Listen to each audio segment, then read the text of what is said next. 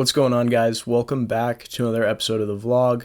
Today we got vlog number 13 for you guys. We're playing $1, $2 blinds at Gate City Casino in Nashua, New Hampshire. For those of you who don't know, this is my first time that I'm actually filming in a casino rather than at a home game. So I was a little bit nervous for it, but very excited to give it a try nonetheless. This session was pretty crazy, very swingy session for us. A lot of ups and downs, and overall an action-packed vlog for sure. Like I mentioned, Gate City Casinos in Nashua, New Hampshire, and one of the pros of this place is they do allow you to film, so that's why I went up there. It was kind of a drive for me, but it was definitely worth it to get some film from a real casino.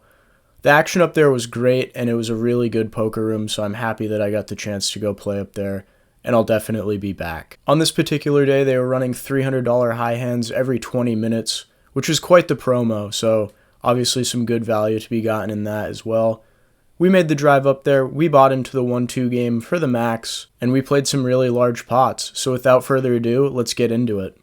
Alright vlog, just arrived at Gate City Casino in Nashua, New Hampshire. The drive up here was pretty miserable, just an hour and a half of Boston traffic. I'm kind of an idiot for driving through Boston at 1 o'clock in the afternoon, but I wanted to film a video today, so that's what we did. I'm pretty sure that this place is going to allow me to film, so I'm going to go take a crack at that. I'm a little bit nervous for filming in the casino. This will be the first time I've ever done that, but I think it'll go all right. Without further ado, let's go play some 1-2 at Gate City Casino in New Hampshire, and let's turn some sand into gold. We walk into the casino at about 1:40 in the afternoon. We wait around for a little bit and eventually get sat at the 1-2 game. Max buy-in's $300, so we throw that onto the table. We then take out our filming equipment, our phone stand, and our phone, and we set it up. We get ready to go. And the cavemen from southern New Hampshire stare at us like we just invented fire. I'm just kidding. Nobody really gave me a hard time about it whatsoever, so that was pretty easy, pretty smooth. And we quickly get into our first hand at around 2 o'clock in the afternoon. We pick up Queen 3 of hearts in the small blind. We see a hijack limp, and the cutoff just calls. For $1 more, I probably shouldn't be playing this hand out of the small blind. We chuck in another $1, and the big blind checks behind, so we are going 4 ways with an $8 pot. The flop comes King 10 deuce with 2 hearts. Pretty good flop for us. We have the flush draw to go with this board. We check, the big blind checks, the hijack checks,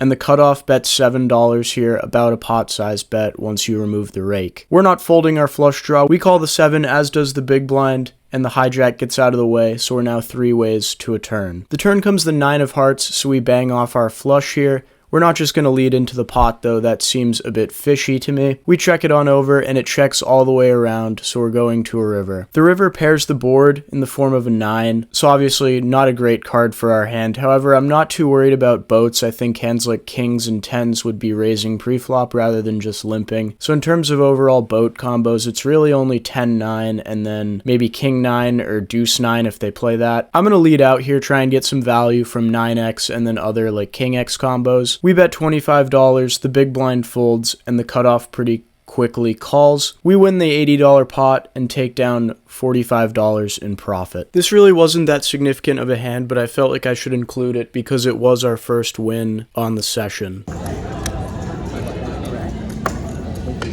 Next hand of the afternoon, we pick up King Jack offsuit in the cutoff. There's a $5 button straddle on. We see the big blind call the $5 straddle, as does the under the gun player, the +1, and the low jack. With my hand out of the cutoff, I'm going to be raising it up here. In real time, I didn't see the $5 straddle, so I made it 12, which is obviously way too small. So this was a blunder. I totally just didn't see the button straddle. So that's on me. That's my bad there. After I raise things up to $12, the button straddle folds, and then everyone else involved in the hand calls, so we're going 5 ways to a flop.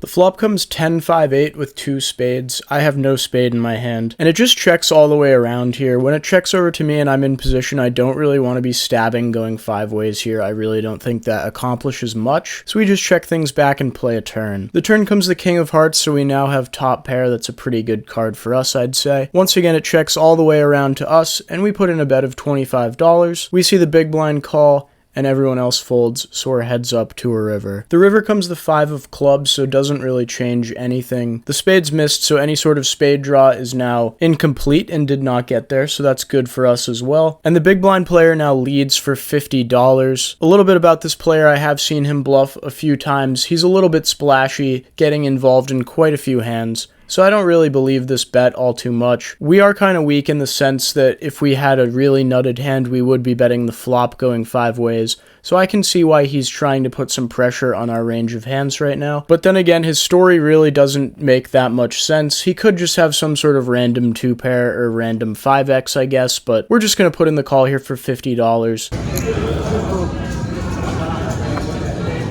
And we are very much good against 6-4 of spades, so we pick up a nice little pot here. Next hand of the afternoon, we pick up pocket queens in the +1 position. We see an under the gun limp, and I pretty quickly raise things up to $12. The low jack puts in the call, as does the under the gun limp, so we're going 3 ways to a flop. The flop comes king high with 2 hearts. The under the gun player checks it over to me, and I just pretty quickly put in the check here. We don't really want to be betting queens. On a king high board, we really aren't going to be able to get 3 streets of value with this hand on this board, so checking back on the flop seems fine, trying to pot control a little bit. The low jack player checks it back, so we are still going 3 ways to the turn, which comes the 4 of clubs. The under the gun player checks once again, and I think now we can start going for some value, betting against 10x and 6x and things of that nature. I think most players would be betting a king on the flop, so I do think it's fine to go for some value here. I put in a small bet of $15. The low jack player pretty quickly calls, and the under the gun player folds, so we're now heads up to the river. The river comes the 3 of hearts, completing the flush draw. I put in a small size block bet of $15 here, and he pretty quickly raises us to $50. Obviously, this is a very easy fold. I don't really think he's ever finding too many bluffs here, especially against this specific player. He was very tight, and I didn't see him bluff whatsoever. So because of this, we just pretty quickly fold. Let me know how you guys feel about my block on the river, whether or not it was well executed or not.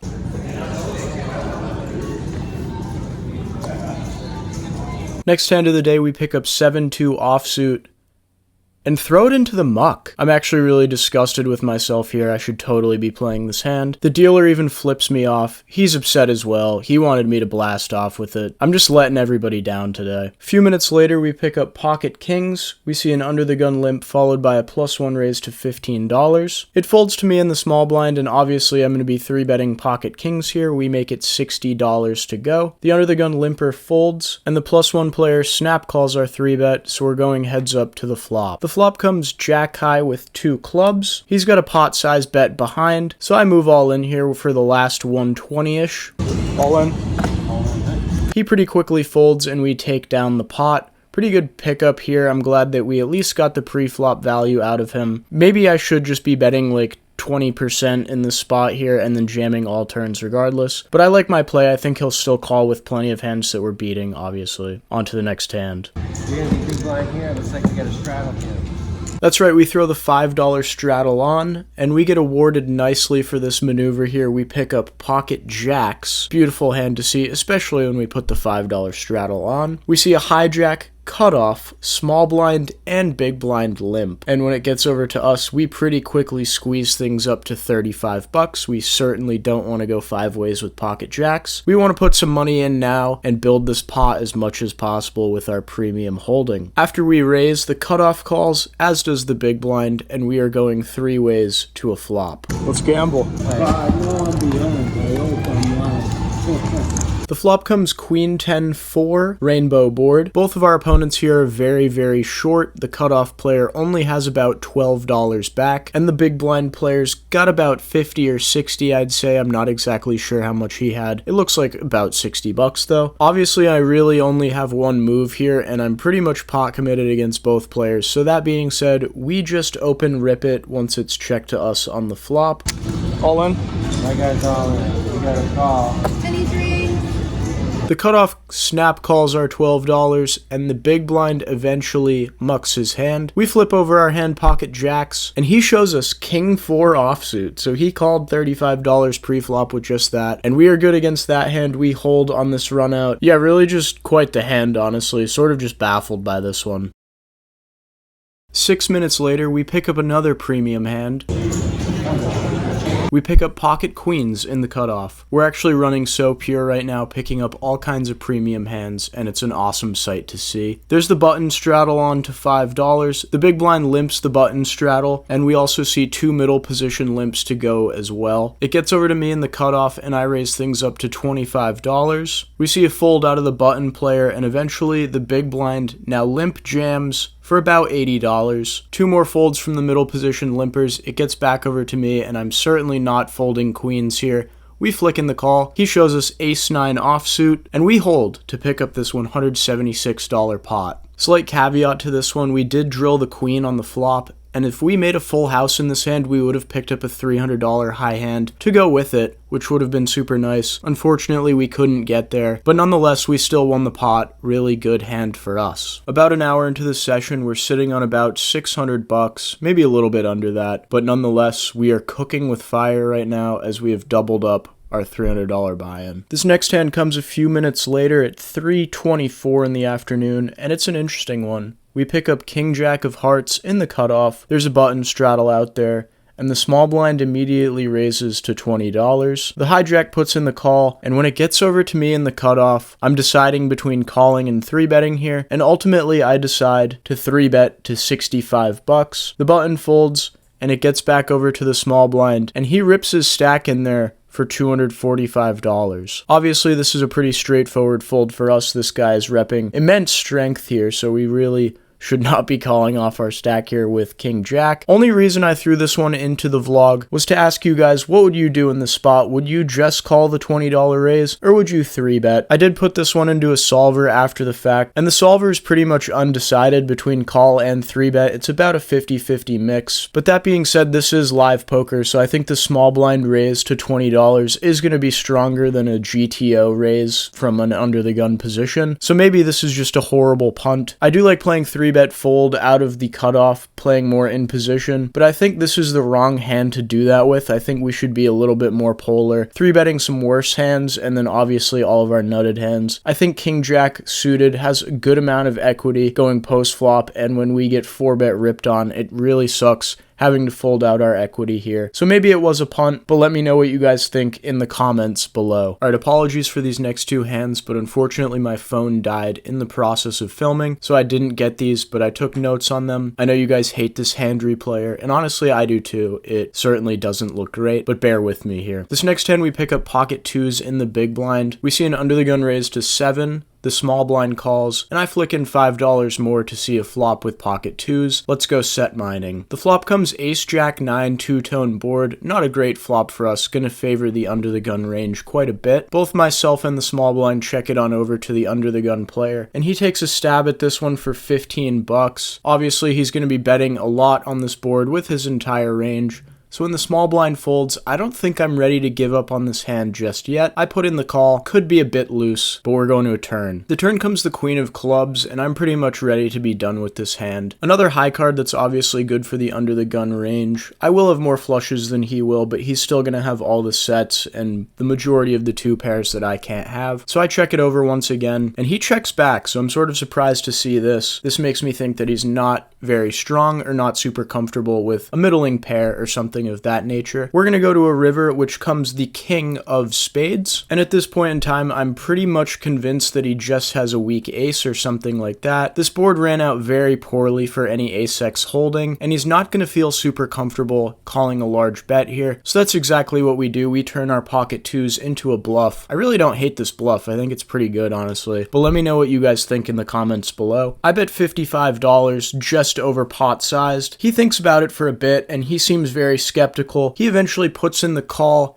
and he shows me 9-7 offsuit. So he made a pretty fantastic call here with just 4th pair. We just totally got wrecked here. An orbit or so later, we pick up pocket kings on the button. There is the under the gun straddle on to 5, and it folds all the way around to me on the button. I raise it up to $20 here. We get called by the big blind and the straddle, so we're going 3 ways to a flop, which comes jack-10 deuce rainbow board. 2 quick checks from the big blind and the under the gun straddle. I'm gonna go with a big size here. I think this board is pretty wet, pretty dangerous, so we're gonna bet large, try and charge all the draws and then get value from Jack X and 10X. We make it 45 to go, and the big blind pretty quickly calls our bet and the straddler folds, so we're now heads up to the turn. Turn comes the ace of clubs. Don't really love this, obviously. He checks it over to me once again, and I don't really want to check back and just give up, I guess. That feels really nitty. There are still some draws that we're ahead of, and then some Jack X and 10X that might call a smaller bet. So that's exactly what we do. We bet $60. In hindsight, I don't really think I should be betting this turn. I think a check plays just fine. We're still in position. We can still show this down for much cheaper, I think. As soon as we bet $60, the big blind player jams for $2.50, and obviously I'm not calling here. We're still beat by plenty of hands. Plenty of ace X 2-pair combos, as well as Jack 10 and things of that nature. We pretty quickly fold, kind of disgusted that we bet the turn here and then just lost. Once we fold, he shows us that he has king queen for the nut straight. Really hard for him to have that hand, honestly, considering we had that double blocked. Sort of just a frustrating hand here, just really dangerous flop for us, and then obviously one of the worst turn cards we could see. And we kind of lost the max. There was no real reason to bet the turn, probably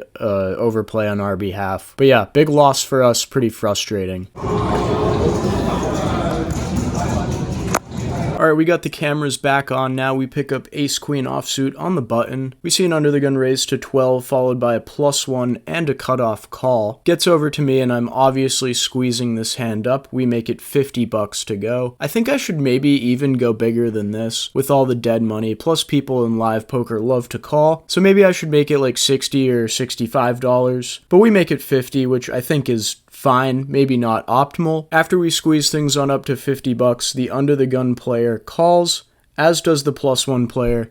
The cutoff gets out of the way, so we're 3 ways in a 3-bet pot. With $165 in the middle, the flop comes Jack, Jack, 10, two-tone board. Not great for us, but I think it will favor our range more so than the other two players. And I'm going to stick in a C-bet here, size down a bit because we are multi-way, and we're going to make things $45. And both players call, so this is really just terrible news for us, and we're certainly going to be treading with caution going forward. The turn comes the 4 of hearts, which really shouldn't change anything. It is a 3-bet pot, so nobody's really going to have any 4x. And it doesn't bring any flush draws, so it's really not that relevant of a card whatsoever. Both players check it over to me once again, and I think with my hand, it's just time to wave the white flag and give up. I check back, and we're off to a river. The river comes the 3 of hearts, so again, sort of an irrelevant low card. The under the gun player now checks, and the +1 bets $50, which is a very small size relative to the $300 pot. I just don't see a world where this is ever a jack, to be honest with you. I think if he had a jack, he would almost certainly be going all in. But once we eyeball the opponent's stack here, he really only has like $75, $80 behind. So because of this, we can't get him off of whatever weak hand he does have, so unfortunately we just have to give up. I do think that if he had a significant amount of money behind, I would put him to the test here and jam it all in. Obviously we fold here, and the under the gun player pretty quickly calls the block sizing on the river. The +1 player shows pocket 9s, and the under the gun player shows pocket 8s. So our read was pretty correct in the sense that both of them didn't have super strong hands. It would have been interesting to blast again on the turn and maybe get both of these hands to fold. So maybe I misplayed this hand, but let me know what you guys think in the comments below. This one was pretty much just a street poker bingo match. After the string of losses over the last few hands, we've dwindled down from our high point of about $600, and we're right back to where we started with a starting stack of about $300. We're slightly underneath that, so sort of just running cold in these last few hands, probably making some mistakes along the way that cost us a few chips. The next hand comes moments later with Queen 10 offsuit in the small blind. There's 4 limps from the under the gun +1 somewhere in middle position, and then the button as well. When it gets to me in the small blind, I see all this dead money and I make it $20 to go. This is obviously way too loose. Queen 10 offsuit isn't that good of a hand, and I should not be raising this up to $20. I'm getting too far out of line here. After I raise, everyone folds except the button player, who's about a 200-year-old Asian man, super loose passive player, so we're heads up to a flop. Flop comes ace 7, 6, two-tone board, and with $48 in the middle, I decide to c-bet here, thinking that the ace-high board would be better for my range than his. He pretty quickly calls the 20, and we're off to a turn. The turn comes the ace of diamonds, and once again, I think this card is going to favor me more so than him. I don't really think he would be limping that many ace-x combos. Certainly not all the strong ones he would be raising, given this configuration. So once again, I'm going to stick with the bluff here, and I bet $40 into about 88, and once again, he pretty quickly calls. The river comes the 6 of spades, double pairing the board, and at this point in time, I went for it. I bet $100. If he has any sort of middling pocket pair, 7x, anything like that, I do think he will be folding. Unfortunately, he goes all in for about $360, and I'm pretty much disgusted in myself here. This bluff was very far out of line and probably a punt. So yeah, I really just punted pretty badly here, I think. We add on for another $200, and we're now in the game for $500. This next hand is extremely silly. Also, please ignore the phone charger. My phone was extremely low on battery. I know that looks horrible in the video, so I'm sorry about that. We're in the big blind with Jack 5 of diamonds. We see a +1 limp followed by a cutoff call and a button call. The small blind calls the $2, and when it gets over to me, I have Jack 5, so I obviously just check here. We're going 5 ways with $10 in the middle, and we get an absolute juicer of a flop. We get 9-8-6, all diamonds, so we flop the flush. Really good start for us, I'd say. I check in flow, and it checks all the way around. So we get a turn card, which is the 7 of clubs. I check once again. I want to be somewhat deceptive here. I could just bet, probably, but checking seems better. It checks to the cutoff player, who bets $15, and the button calls. Small blind gets out of the way, and in real time, I considered a raise here, but I see that the +1 player is cutting out a raise. So I deceptively just call here with hopes that he's going to put in a raise for me. After I call, he just calls behind, which is maybe he was angling me. I don't know. That was a little weird. So we're going 4 ways to a river, which comes the 3 of spades. The 3 of spades is a great card for us because 1 diamond hands did not improve, so we still pretty much have the nuts. Once again, I check. There's still 4 people in the hand, so I think somebody's bound to put in a bet at some point. I check in flow once again, and the +1 player now leads for $20. This is the guy who looked like he wanted to put the raise in on the turn, and he's now leading small on the river. So I think he's got a pretty good hand here. After he bets $20, the cutoff puts in the call, as does the button. So everybody's calling the 20 here, and I obviously have a pretty easy raise here. I think I make it $125 to go. I chose this size because it's about half my stack, so if somebody jams here, I can pretty easily get away from it, I think. I don't think there's a world where a 1-2 player is ever going to find a bluff here if they do go all in. So this is me just protecting some of my chips if somebody just has a better flush. Once I make this raise, we see the +1 player call. The cutoff pretty quickly folds, and the button is now in the tank for quite a while, and eventually he overcalls here. So we show down 3 ways. I show my Jack high flush, and we are good versus ace-10 with the ace of diamonds and 10-8 of spades. So 2 guys called with just the straight here. Nobody really believed me, I guess, and this is just another example of why I should not be bluffing at this table. We pick up a very large pot here and add $323 to our stack. This next hand, our phone runs out of storage in the middle of filming it, so that's why the quality looks a little bit grainy. You're not going colorblind, it's just kind of messed up here. There's a hijack limp to $2, and the button over limps as well. Gets over to the small blind player, who is the player who overcalled with 10-8 in that last hand, and he raises things up to $17 here. And this is when my phone ran out of storage, so the rest of it is just going to be told word of mouth. I have no film, but take my word for it, this is what happened. We have pocket jacks, so we're obviously going to be 3-betting. Here we make it $65 to go. Both the limpers fold, they get out of the way, and it gets back over to the small blind. He takes a little glance at me, glance at his chips, and eventually he piles it in for $175. So we only have to call 110 more. In real time, I wasn't in love with this spot. I thought it was just queens plus a lot, and then obviously ace king. So we're kind of calling for a flip at best, it feels like, but at the same time, we're pretty much pot committed here. We only have to call 110 more. So we sort of sigh, put the money in here, and he goes, you got me. And he rolls over ace-7 offsuit. So he pulled off a little 4-bet bluff here. I'm kind of honored to be a recipient of the 4-bet bluff. That means he thinks we are capable of folding, I guess, so I'll take that as a compliment. We put the money in. We have jacks, obviously. He's got ace-7, and he spikes an ace right in the window, followed by an ace on the turn. and we lose to a full house. Pretty unfortunate run out for us here, especially being about a 2-1 favorite, getting a lot of money in there and losing in such a fashion. But that's part of the game. I was pretty tilted after this hand, I won't lie, but we got a few more hands for you guys. Alright, these last 2 hands are going to be replayed on the Learn WPT replayer.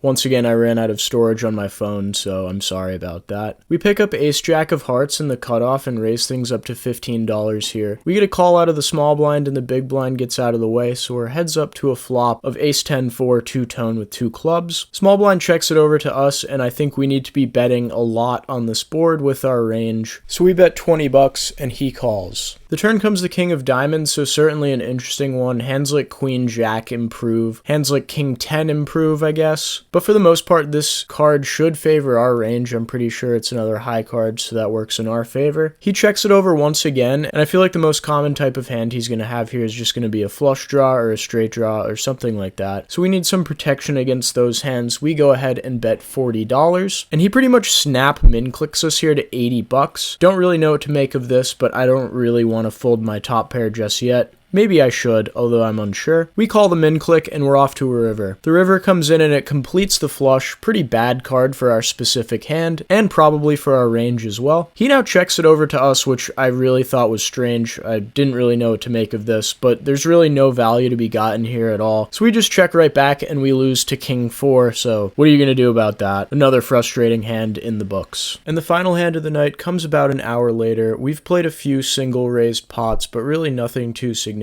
We've bled a tiny amount, just pretty much card dead for the last hour or so. In this hand, we pick up Ace-Jack offsuit in the big blind. It folds all the way around to the button, who limps in.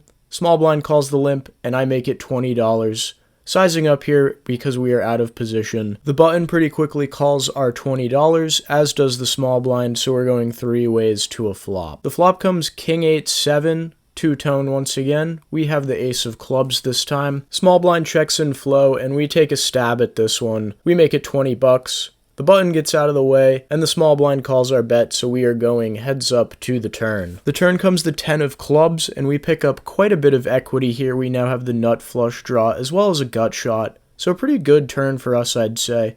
Small blind checks it over once again, and I think I want to blast once again here. We have a decent amount of equity, plus we can get him to fold some hands, so we can either take it down now or look to improve. I'm really fine with either. We bet $60, and he tanks for a while and eventually puts in the call. The river comes the 8 of diamonds, so we completely brick all of our draws, and we're stuck with just ace high on this river. The small blind tanks for a bit and then checks once again, and I have devious, despicable intentions. I block some flushes, plus I block some straights. I've repped strength, and he's played his hand pretty passively for the most part. So because of all these factors, we ship the biscuits here. We go all in for our remaining chips. He tanks for about 45 seconds, and then puts in the call with 9-7 offsuit with the 9 of clubs. So he called us with just a pair of 7s on this board. I must have a live tell or something. Like, these people are just owning me all day. This hand was pretty demoralizing considering what we got called by. And yeah, just getting wrecked.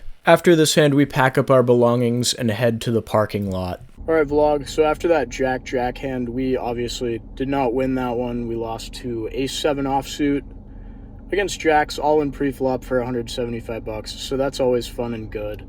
After that, obviously, our phone died and we ran out of storage on the phone, so I couldn't get any more content for you guys. Unfortunately for us, we ran Ace-Jack into King 4 on an Ace-King 4 something board. We didn't lose all of it, but he put in a pretty big bet on the turn. We called, and then it went check on the river, and we lost probably like 120 on that hand. And then shortly after that, we ran a big bluff with Ace-Jack in a good spot where I think like he just is supposed to fold the majority of his hands, and somehow he made a call with 4th pair. So we really shouldn't be bluffing in these low stakes games. It's clearly not working. We're just getting called every time we bluff. So yeah, when you're playing against bad players, you should just not bluff them. But apparently we didn't learn our lesson. We are in the game for $500, out for 0 for a net loss of 500 bucks.